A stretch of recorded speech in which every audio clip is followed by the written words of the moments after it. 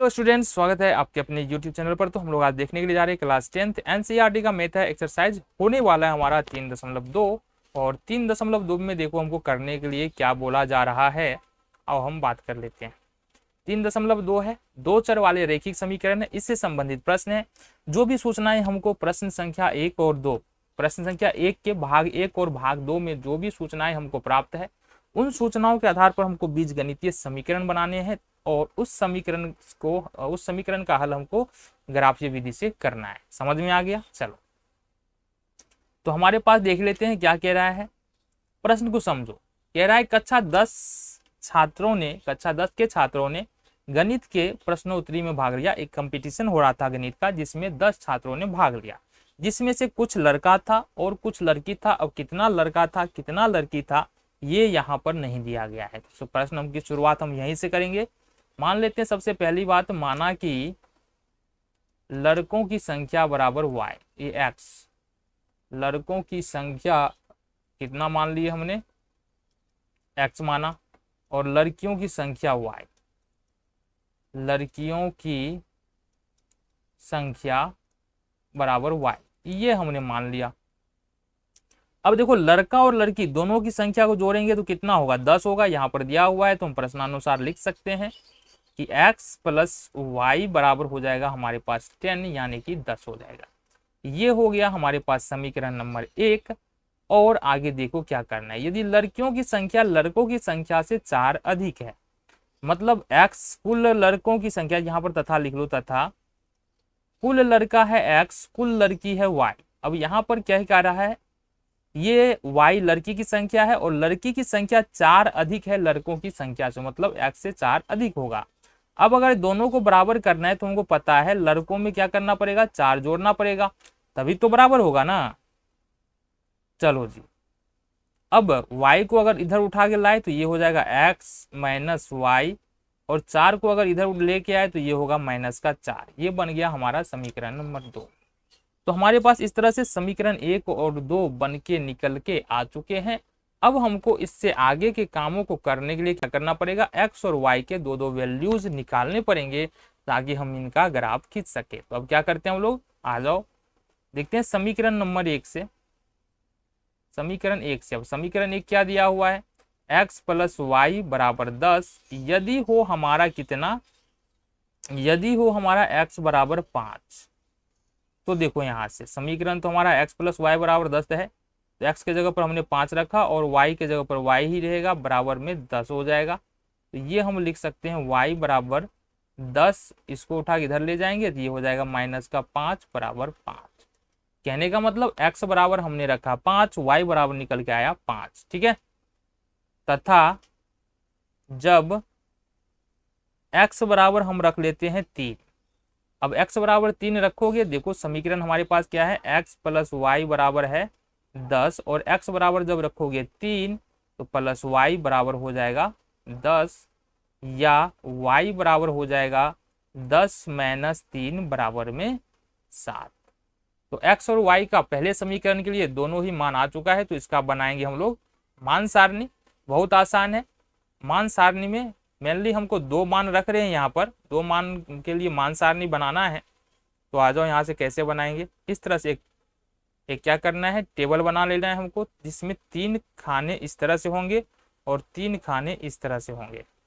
ठीक है, तो ये पहले वाले में x का मान, दूसरे वाले में y का मान, और तीसरे वाले में x और y दोनों का संयुक्त रूप से मान रहने वाला है। तो पहला मान जो समीकरण 1 के लिए हमने रखा है x बराबर 5, तो यहाँ पर रख देंगे x बराबर 5, तो y बराबर निकला है 5, ये हो गया हमारा 5 5। दूसरा मान हमने क्या रखा है, दूसरा मान हमने x बराबर रखा है 3, y बराबर निकल के आया 7, तो दूसरा मान हो गया 3 और 7। ये किस समीकरण के लिए ग्राफ है, ये है x प्लस वाई बराबर 10 के लिए। तो यहाँ पर लिख देते हैं x प्लस वाई बराबर 10 के लिए ये हमारा ग्राफ है। ठीक है, चलो जी, ये पता चल गया। अब दूसरे समीकरण से देख लेते हैं, समीकरण 2 से। हाँ, तो समीकरण 2 हमारे पास क्या है, x माइनस वाई बराबर में 4, माइनस का 4 ना। चलो बहुत बढ़िया, यहाँ से रखते हैं x बराबर 0। तो अगर x बराबर 0 रख दे तो x के जगह पर रखना पड़ेगा 0, माइनस का y बराबर माइनस का 4, जीरो का से तो कोई मतलब ही नहीं, ये खत्म हो जाएगा। और ये माइनस है, माइनस से माइनस कैंसिल, तो मतलब y बराबर 4 निकल के आएगा। यानी कि x का मान हमने 0 रखा, y का मान कितना आ गया 4। दूसरा मान रखना है हमको, जब x बराबर 3। देखो समीकरण क्या है हमारा, x माइनस वाई बराबर माइनस का 4। अब x का मान कहाँ रखना है हमको, x का मान रखना है यहाँ पर, x के जगह पर माइनस वाई बराबर माइनस 4। अब 3 को अगर उठा के इधर ले जाते हैं तो 3 प्लस में, इधर आके माइनस में हो जाएगा, माइनस वाई बराबर माइनस 4 और माइनस 3, ये हो गया हमारा। चलो जी इधर आ जाए। अब देखो क्या हो जाएगा, माइनस वाई बराबर -7, तो माइनस से माइनस कैंसिल हो जाएगा, y बराबर क्या हो जाएगा 7। तो यहाँ भी हमारे पास दोनों ही वैल्यूज आ चुके हैं। अब इसका भी हम बना लेते हैं मान सारणी। बिल्कुल आसान है, इस तरह से हमको एक बड़ा सा चौकोर टेबल बनाना है और दो मान निकाल लें तो दो इस प्रकार से होगा। चलो ये हमारा x हो जाएगा, ये हमारा y हो जाएगा, ये xy हो जाएगा। तो x का पहला मान हमने क्या रखा है यहाँ पर, देखो 0, तो y का मान आया है 4, तो ये हो जाएगा 0 4। दूसरा मान हमने रखा है x का 3 और y का निकला है 7, तो ये हो जाएगा दूसरा मान 3 7। ठीक है, और ये किस समीकरण का ये मान सारणी है, x माइनस वाई बराबर -4। चलो इस तरह से दोनों ही समीकरण के लिए हमारे पास मान सारणी आ चुके हैं। अब देखते हैं इसका हल हम लोग कैसे कर सकते हैं। तो अब हमारे दोनों ही समीकरण से मान सारणी यहाँ पर आ चुका है। अब हमको करना क्या है, इन मान सारणी की सहायता से जो पॉइंट मिलेगा उसको उस बिंदु के अनुसार हमको ग्राफ खींचना है। किस तरह से करते हैं, आओ यहाँ पर पहला वैल्यू जो यहाँ पर इस समीकरण के लिए दिया हुआ है x प्लस वाई बराबर 10 के लिए, ये पहला वैल्यू जो निकल के आ रहा है x का वैल्यू 5 और y का वैल्यू 5। देखो यहाँ चुका और से 5 और 5 निकल के आ रहा है। जब x और y दोनों ही प्लस में हो तो फर्स्ट कोऑर्डिनेट में मान होता है, प्रथम निर्देशांक में या प्रथम पाद में मान होता है। ठीक है, तो सबसे पहले तो अपने को देखना है कि x बराबर प्लस में 5 कहाँ पर आएगा, तो प्लस में 5 यहाँ पर आएगा। फिर y बराबर प्लस में 5 कहाँ पर आएगा, तो y बराबर प्लस में 5 यहाँ पर आएगा। अब इसको क्या करना है ना, प्रथम कोऑर्डिनेट में ही इसको इस तरह से बढ़ाना है कि ये दूसरे कोऑर्डिनेट में नहीं जाए। कहने का मतलब दूसरे कोऑर्डिनेट में कैसे चला जाएगा, जब तुम इसको अगर इधर मिलाते हो तो ये दूसरे वाले में चला जाएगा, लेकिन ये प्रथम कोऑर्डिनेट में ही आ रहा है। फिर अगर इसके नीचे जाएंगे तो ये थर्ड फोर्थ में चला जाएगा, लेकिन हमको किधर बढ़ाना है कि प्रथम कोऑर्डिनेट में ही रहे, क्योंकि दोनों ही प्लस है तो प्लस वाला मान प्रथम में ही होता है। ये दोनों एक दूसरे को यहाँ पर काट दे रहा है, तो यहाँ पर जो पॉइंट मिल रहा है ना हमको, ये किसको बता देगा, 5 और 5 को। समझ में आ गया। दूसरा मान है 3 और 7, और 3 और 7 ये भी क्या है, दोनों ही प्लस है, x का मान भी प्लस है और y का मान भी प्लस है, मतलब ये प्रथम कोऑर्डिनेट में ही रहने वाला है।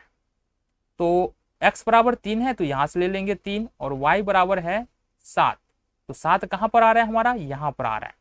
अब इसको क्या करना है, ऊपर की ओर इस तरह से बढ़ाना है। थोड़ा यहाँ पर टेढ़ा हो सकता है अपना, क्योंकि ये स्केल तो है नहीं। तो यहाँ से चलो यहाँ पर हमने किया तो लगभग यहाँ पर कटने वाला है, तो ये हमारा मान जो है ये बता देगा 3 और 7। अब सिंपली करना क्या है, सिंपली अपने को क्या करना है, देखो यहाँ से ये लाइन को मिला देना है। तो ये लाइन जो बनेगा ना, ये वाला लाइन जो बनेगा, ये कौन से समीकरण का लाइन हो गया, ये हो गया हमारे पास समीकरण x प्लस वाई बराबर 10। ये जो लाइन है वो x प्लस वाई बराबर 10 का लाइन है। ठीक है, अब दूसरे मान को हम लोग देख लेते हैं। दूसरा मान क्या कह रहा है, x बराबर 0 और y बराबर 4। देखो जीरो वाला का क्या फंडा है कि अगर x 0 है तो y x पर मान जाएगा, और y 0 है तो x x पर मान जाएगा। x बराबर 0 है और y बराबर प्लस का 4 है। ठीक है, तो इसका मतलब ऊपर की ओर जाएगा। जब भी y प्लस में हो, x 0 हो, तो मान जो है वो ऊपर वाला y x पर जाएगा। ये 0 0 है, 0 से ऊपर की ओर मान जाएगा। तो चौथे नंबर पे चले जाओ, कहां पर है, यहाँ पर। तो यहाँ पर आ जाएगा हमारा मान 0 4, 0 और 4। दूसरा मान कौन सा है, दूसरा है 3 और 7, मतलब 3 और 7 तो हमने पहले से यहाँ पर रख रखा है, ये मान 3 7 आ जाएगा। अब इस दोनों को मिला देना है। कैसे मिलाते हैं, तो यहाँ से पकड़ो और यहाँ से मिला दो। देखो एक दूसरे को किस बिंदु पर काट रहा है, 3 और 7 पर काट रहा है।